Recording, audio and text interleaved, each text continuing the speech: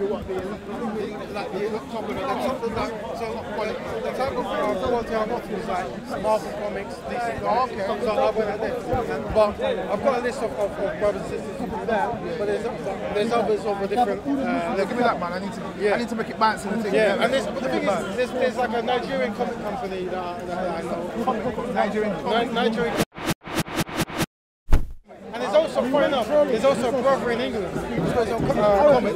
I forget his name, I'm a bad guy. I've got his for the time. But literally, I'm with that. I'll take it, I'll send you away. Yeah. I'm going to remind you about that. I'll say, Ray, remember the thing you told me about? Ray. I'll put it on the group thing, innit? Yeah. I think I've got your direct Raven anyway, your direct number. So I'll just put it on there. Yeah, remind me that thing that you was talking about in the thing. Send me the links for that. I'll check out the prices. What style of art? Is it you? Yes, bro, you're right, bro. At the moment, all I've put on here is I'm just taking photographs and shit.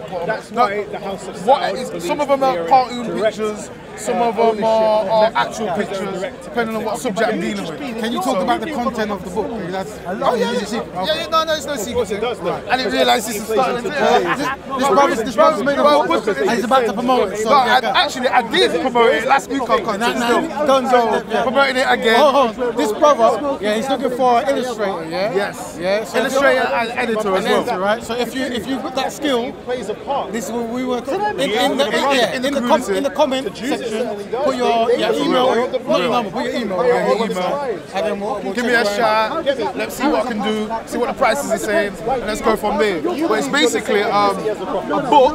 It's like 900 pages, so technically I could split it up into like 6 books. It's 13 chapters, ranging from language and linguistics, religion, economics, education, sexuality, money, like the monetary system. It's religion and the monetary system, chapter 12 and chapter 7, which are the biggest chapters, like 100 and something pages per chapter on that day. But so basically, I mean, I could show, but it might be long. But so it's just like some of them are cartoon illustrations, some of them are just like more or less like logos, where you can just do them on Microsoft Paint or something.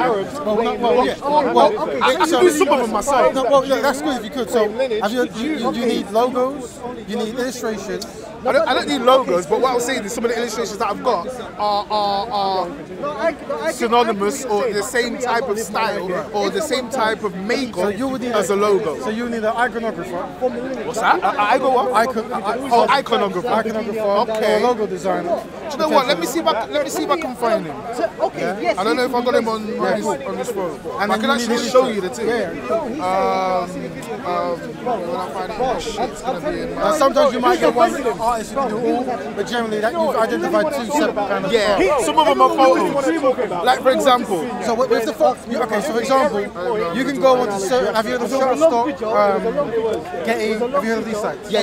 So you can, if you want photography, you can buy like, ancient imagery and stuff for a price from Getty or from Shutterstock. So you can buy it. I want to be like a one place that I could go to and it would have everything that I needed. It's so diverse. The subject matters I'm dealing with are kind of like so diverse. But I'm like, I don't know.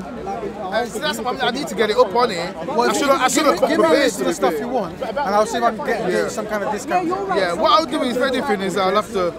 Because I'm here for a few hours, you're here for a few hours, right? I'm here. Yeah, so at some point I'll find it, and then rather than trying to look for it now, but so yeah, that's it really, man. But a couple of documentaries or kind of like slideshow things I want to do. I know that a lot of people don't read books, so I also want to do a documentary version of it. I want to do an audio, but that's another thing as well. I want to do an audio book, so anybody who's got a sweet voice, male or female, if they want to contact me to do that as well. The brother I was just talking to here, he says he runs he runs a production company that deals with adverts. So that's one guy. If we can't find anyone close to home, there's one guy there who says he's good. I haven't started looking yet. I'll give you a card as well. I literally just finished it. Like I must have come here last week, told content that it was be finished in a couple of weeks. Finished it last week during the week, and now I'm ready. You know what I'm saying? So well, I look forward to it, bro, innit? Yeah. Like I say, even if I do say so myself, it's a good book. It's an excellent book. Is it time to promote it? That's another thing, the title is not set in stone, but at the moment it's called The Logic of the Human Species, because the subject matter is basically about the stupidity of humanity. For example, and I did give a brief thing last time on it, but like how you got pink and blue, and a lot of people don't understand that pink and blue are social constructs. And in Europe, pink used to be for boys, and blue used to be for girls. Right, so it's going right up until the 1940s. Right, so it's a modern phenomenon that pink's even for girls. So let me say this, yeah. You've yet to pick your name, but you've given two names. You've got the Logic of the Human Species, and then, but then in the afterthought you said the stupidity of. Oh, that's the subject matter. Well, what I'm saying is, which one do you reckon would be more easy to market from yours? Out of those two, So there are a few others as well. But you've given two names, though. There is another one as well, but it's derogatory. Right, so it's like it's what the fuck what the fuck's going on in the world. That was my original title. So from a market standpoint, you've got to think. I don't think that's going to do too well. Maybe not. I wouldn't. But what I say is, which one's going to have highest impact? Out of those two, the logic of the human species and the stupidity of humanity. Yeah, for those two, if you had to weigh off, which one do you reckon from a market standpoint? Stupidity. I would go for that. Yeah. Because the logic of the human species sounds very academic, whereas the stupidity of humanity, any old. From a market standpoint, that might actually get a higher reaction. Because it's As got the people at home stupidity in say, it. which one would you pick, right? Yeah, So which you one know would what you you're doing market research now, yeah? for real. So the brothers at home. So what's the two? So the two titles are, one is the logic of the human species, and the second one is the stupidity of humanity. Let's put it that way. Which one would you pick? So this is now, we're going to use COE as market research. All right. There you go. From a marketing perspective, like Raven said, which one do you think would have the most impact and would emanate or what's the word I'm looking for? Resonate, that's it, not emanate, resonate better with a wider group. A lot of criticism that I have had, all my criticism that I'm getting is that the words are too big or the points are too big Within the content of within the content of the book. So that's one of my problems, because it's almost like, and I've told people this already, it's almost like, because of the background I'm coming from, right, we don't write books where I'm coming from. So I don't know, most of my peeps, nobody's even interested, but we don't write books and stuff. So it's almost like where I'm coming from, I'm trying to show off. It's almost my personality is like trying to impress people. So that's why I started to use, I use words that were way too big and complicated and shit. I had to cut it down and start making it more simplistic and yeah, I had to start doing that, man. But I could only go so far, because when I was 18, I was locked up in Glenparva in Leicester, young offenders institution, and my uncle sent me books on black history and stuff to learn about myself. While I'm there, I might as well learn and read and shit. Back then, there was no TVs in these cells. It was just like books and stereos. So what I found very beneficial was the fact that every time I read a book with a dictionary, right? Because, and I would do a day's worth of reading, and I would write down every word that I didn't understand the meaning for. I'd look in the dictionary, obviously understand, yes fam, yes. Obviously understand what the word's about, and then have a list of words. At the end of the night, I would go through them and memorize the list of words, and just give me a whole new vocabulary. Do you feel you're depriving your readers of that same experience you had? That's why the criticism I have to take on board, because it's criticism, and I believe it to be constructive criticism. But at the same time, I myself had a positive experience with using a dictionary, and I think everybody when they're reading, they should use dictionaries. There's too much times where people are reading books, there's certain words they don't understand, and they'll just go past it and try and assume they understand what's going on. But on top of definitions, you've got context, you've got all these, you've got idioms, you've got colloquialisms. So when it comes to certain points, to certain complex points, it's just beneficial to use dictionaries when you do it. Not only dictionaries, what was it, Taj Tariq Bey, you familiar with him? Yeah. Taj Tariq Bey. He's a man, he's from the Moorish community in America, Moorish Science Temple, I think it is. He came up with an excellent point, which was, he said, back in the day when the Moors were in Europe, you would, when you study it, you need no less than 7 dictionaries. And I don't remember what the whole 7 were, but I know you need a normal dictionary. I know that when you're dealing with law and like the Freeman thing, you need a law dictionary, right? Because a law dictionary and a normal dictionary, the words are completely different. Then you need obviously thesaurus. If you're doing medicine, you need a medical dictionary. There's so many dictionaries. You need an etymological dictionary. That's very important to understand the chronology of words and the origins of words. And I think Brother Polite was talking about a trilateral connection between words, like tricycle and triangle and tripod, where there's root words for these things. Obviously, tri means the 3, so there's connections that you can work out. And I find I'm rambling on now, but there was an interesting point when it came to somebody come up to me and says, I think it was Taj Tariq Bey was talking about the word black means white. Have you heard that before? I've heard that. Well, I know that some of the Moors, or many of them, they want to be classified as white legally. Yeah, but that's more legal. I'm talking about etymology. Okay. What they're saying is, the argument they're making is, you need to be white from a legal perspective because it's just a legal definition. So if the system is that you're trying to maneuver around is using white as a definition, as a form of, they're not using it as a colour, they're using it as a status. A people group. As a status. So their argument is that black people can still, black people, because that's not really a proper term, black people can be still white people, classed as white people. But in the sense I'm talking about when you're dealing with, etymology, the logic goes like this. Under that I think it's trilateral, I might be wrong, but I'm calling it a trilateral connection between words, or some kind of etymological connection. Of course, man's getting emotional. And anyway, under this etymological connection, you have words like, for example, the word black, it starts with BLA. Right, and it's the English language. But all the English languages just evolved from European languages. So when you go to Spanish and you go to the French, what's the Spanish for white? Blanco, B-L-A. What's the French for white? Blanc.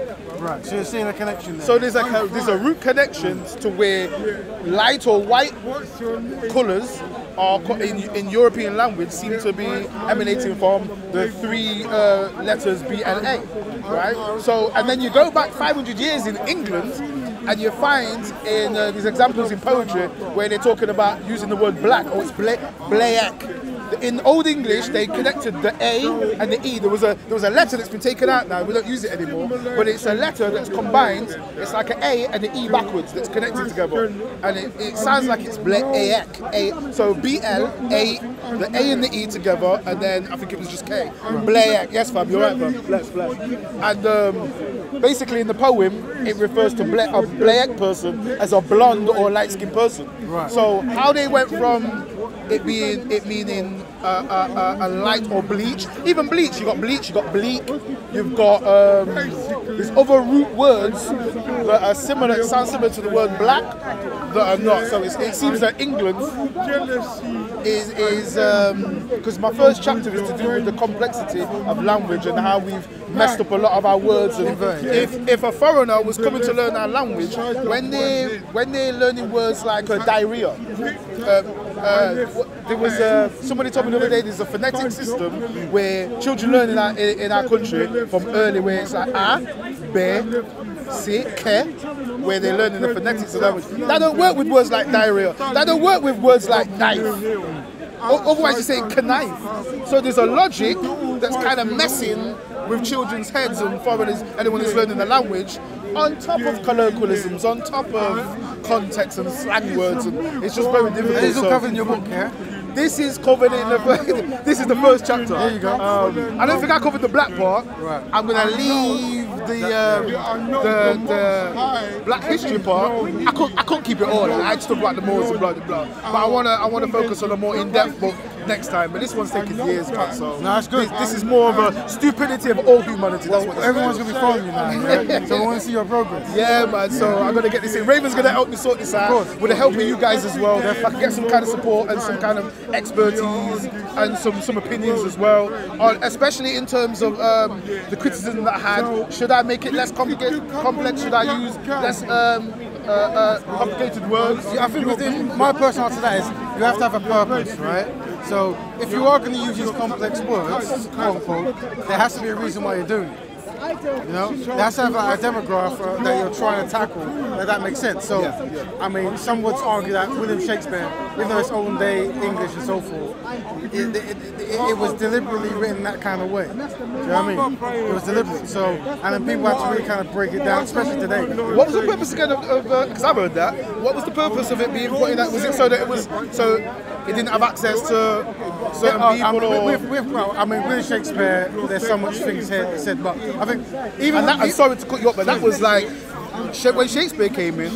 That was like the beginning of. There wasn't really an English language to that, was it?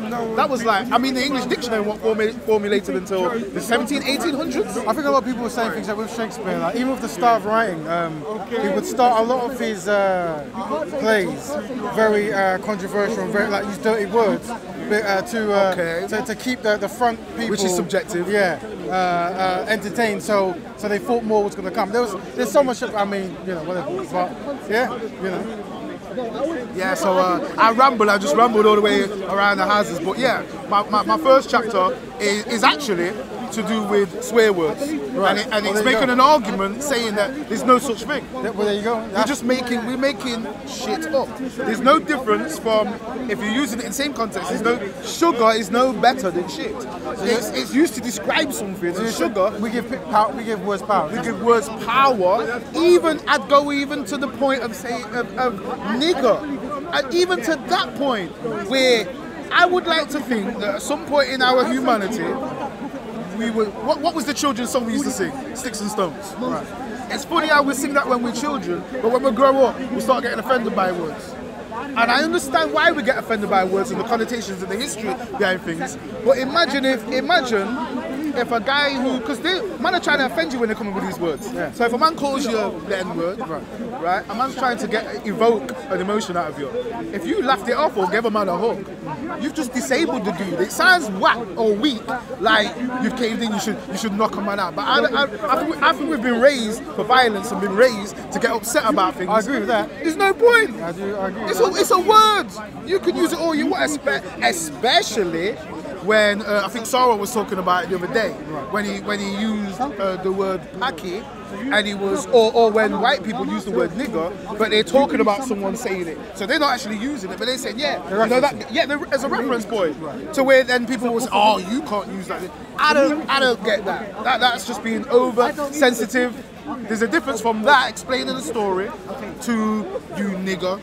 Even though you nigger, you're still giving them power over you when you get upset. So would you say, just look at them for the fools that they are when they try to use that. They're trying to anger you. So would you say if people came to you and they used derogatory terms towards you, you are not historically offended by any word that you use?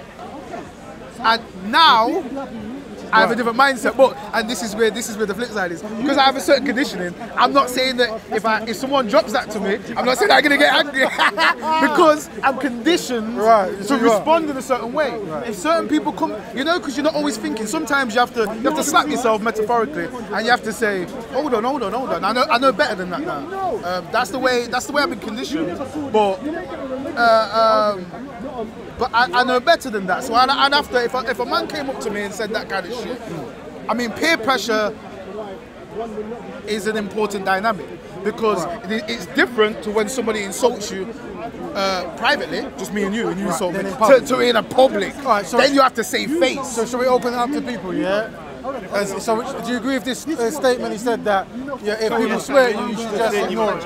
Like, what was it? We give words power. Yeah? We give words power, and the argument I was bringing was, it would be a better world if rather than allowing the words to, if somebody comes and calls you an offensive word, rather than getting upset by it and wanting to fight them or wanting to combat them in some kind of way, imagine if you just wiped it off. Like I said, for example, when we were children, we used to sing Sticks and Stones.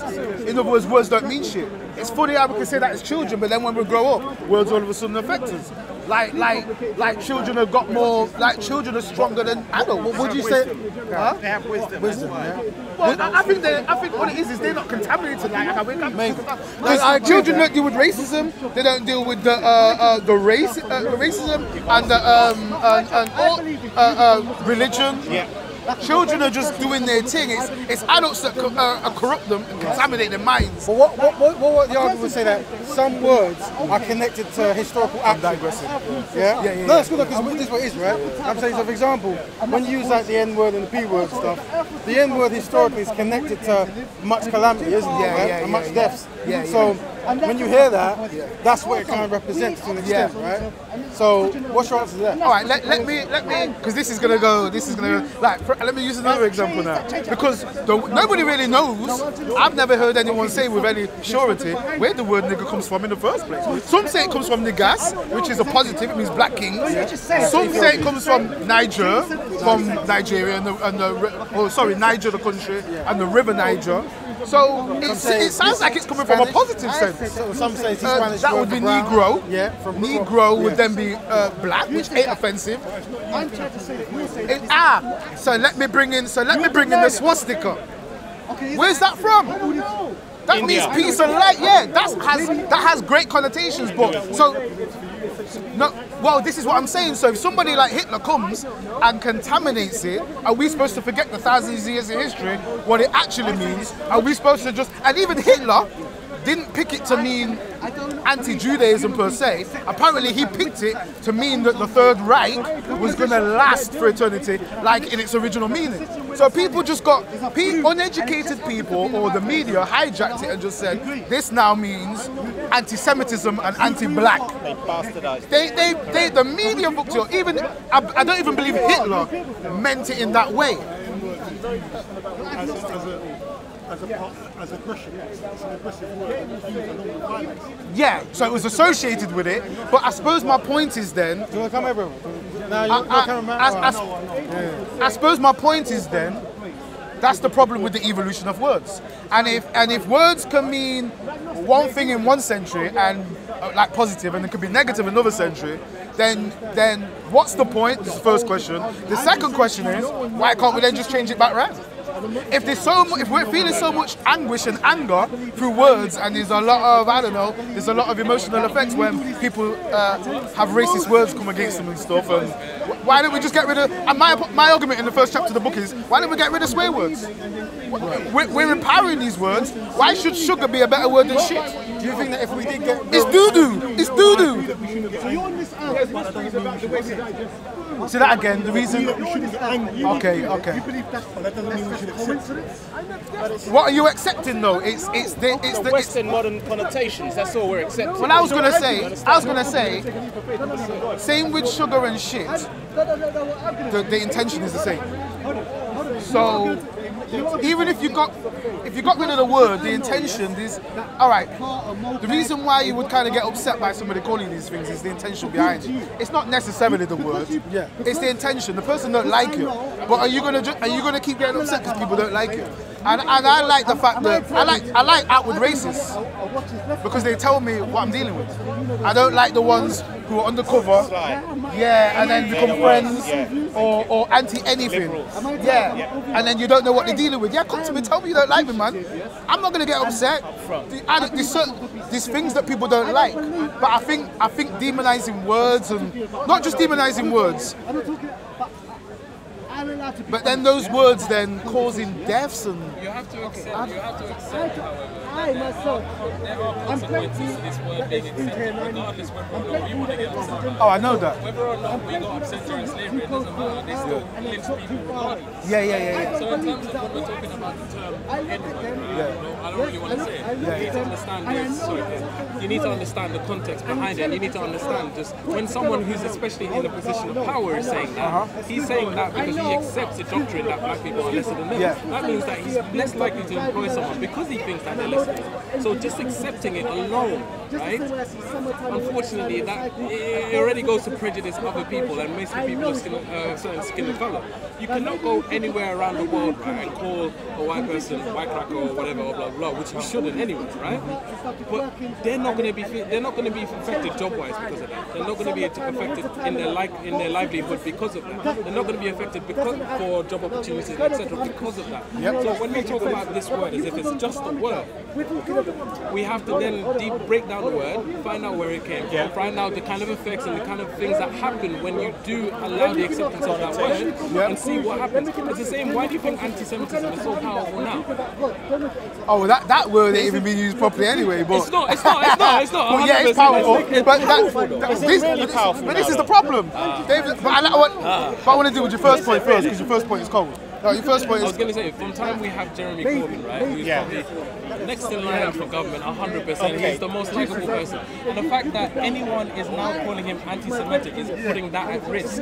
When all he did was attend the I'm not too sure, was it the ceremony or whatever it was to honor the dead of whatever happened on that day. He was just attending the ceremony. He wasn't saying anyone is better than anyone else. All these people are legitimate, but people are calling him an anti-Semite, and he's basically going to lose. Well, not going to. He might lose his position of power because of that. The word is powerful. Forgive me, I don't actually. The misconception is powerful. That's what it is. It's the misconception that's powerful. Oh, yeah. The word is just. The word is like a knife.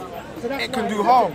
But it's the person who's going to use it. Absolutely. It's the person who's going to use it is synonymous with the misconception. So it's the misconception that makes that word, that messes that word up. It's more to do with language in it, really. It's Semitic, anti-Semitic. Plus, it also includes it's Afro-Asian language. Absolutely. There's so many dynamics behind behind that word. It's yeah. Anyway, but let me deal with that point that you dealt with. That was. If you remind me a second, it was the historical aspect and the fact that there's discrimination and all that kind of stuff. Well, this is why I respect my brother here and people like him who are saying, well, the word has the kind of negative impact it does because then people can use it from an economic standpoint. But we need to disarm that economic standpoint. We need to have our own economics. Then who cares? Because that's my argument. I don't give a damn if they want to use that word to me. Do you know why? Because I know my history. I know who I am. No man can't make me feel small from that. The best they're gonna get is embarrassing me in front of people and me and other people thinking, are you gonna make him say that? You should knock him out. But that's primitive mentality. I would like to get to a stage where we think, you know what, that word's not doing nothing to me.